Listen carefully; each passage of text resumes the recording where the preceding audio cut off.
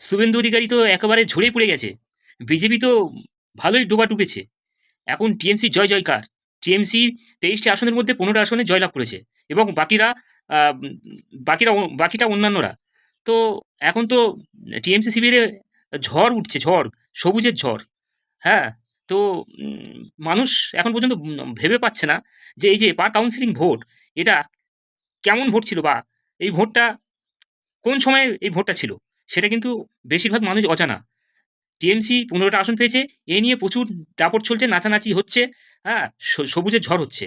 হ্যাঁ? কিন্তু এই পার কাউন্সিলং ভোটটা এটা কিন্তু তখনকার তৎকালীন মুখ্যমন্ত্রী, প্রাক্তন মুখ্যমন্ত্রী মমতা ব্যানার্জির আমলে, হ্যাঁ? এটা আইনজীবীদের নিয়ে একটা ইলেকশন ছিল। যেখানে কিন্তু পার কাউন্সিলে 15টা কিন্তু এখন বর্তমানে রেজাল্ট সেটা জয়লাভ করেছে।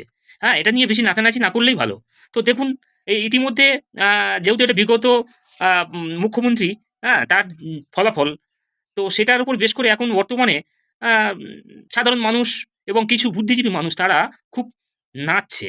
তো পুরো ব্যাপারটা তারা বুঝছে না যে ভোটটা ছিল কোন সময় এবং বর্তমান পরিস্থিতি কি? হ্যাঁ? ভুলে যাবেন না এটা তৎকালীন মুখ্যমন্ত্রী মমতা ব্যানার্জির সময় নয়।